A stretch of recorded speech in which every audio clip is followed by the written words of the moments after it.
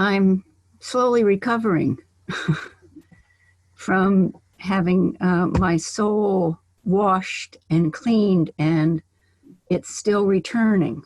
Um, Part of my question, Tony, being so moved by what it means to have been in the grasp of a particular kind of conditioning and finding your way out of it, right? In which our humanities, yours and others, are reclaimed. I was really interested. And Rosalie, I just wanted to say hello from the Holocaust times years ago in Cambridge. It's so beautiful to see you. Oh, hello, hello.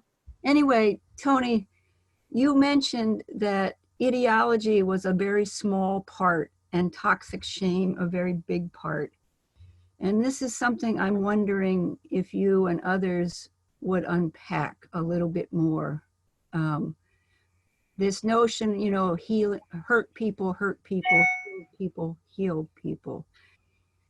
And at the same time, my experience is as a white person in a country founded on genocide, with the wealth built on slavery, that these values of white supremacy, male supremacy, are normal. They're not as a result of shame. People are taught them, learn them, good people, right? And then practice them. I do feel like white people had to turn ourselves inside out to become white, given what's been done in our name.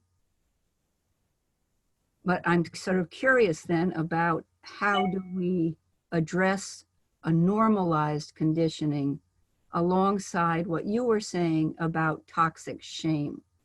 Because it seems like there's sort of both and pieces, if that makes sense.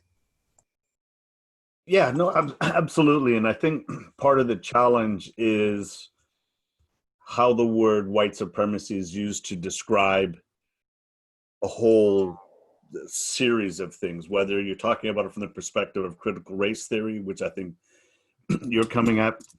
I'm talking about people joining violent extremist groups. I'm talking about an ideology that talks about superiority. That's quite different from in-group bias that is just part of natural conditioning. I'm talking about, actual belief systems that talk about the expulsion of people, that encourage people to arm themselves and rise up and take part in violent street protests. That's the phenomenon, the violent extremism that I'm talking about. There's a few different pieces to white supremacy. Some of it's born of ignorance. Mm-hmm. Some of it's a matter can be solved with education. But this violent extremist, where it becomes an identity, a very conscious identity, as opposed to an unconscious identity. Mm-hmm. And for those that are adopting it as a very conscious identity,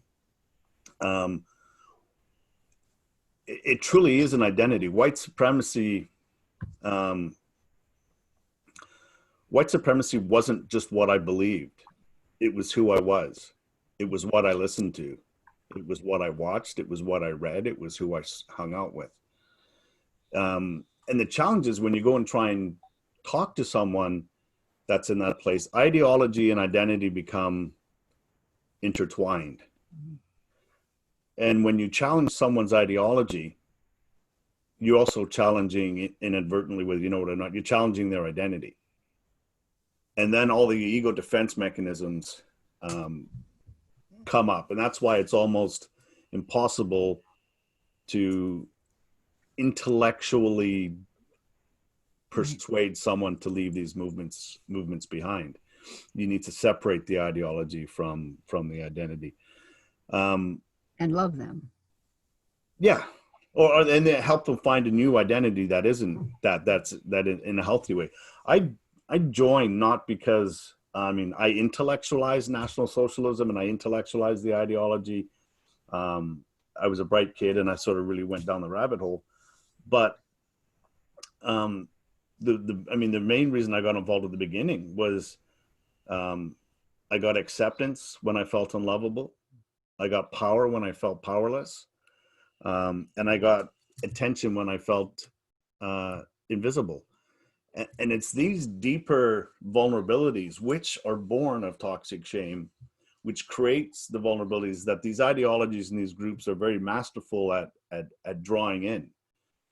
And it's these deeper emotional reasons, you know, and that when I first started hanging out with skinheads, this middle class, I was a soft kid growing up. My parents were like, what are you doing? You can go and, I was in grade 12 at the time. You can go and do anything you want. You can go to university. You have this privileged life where you have every opportunity open to. Why are you hanging out with those guys?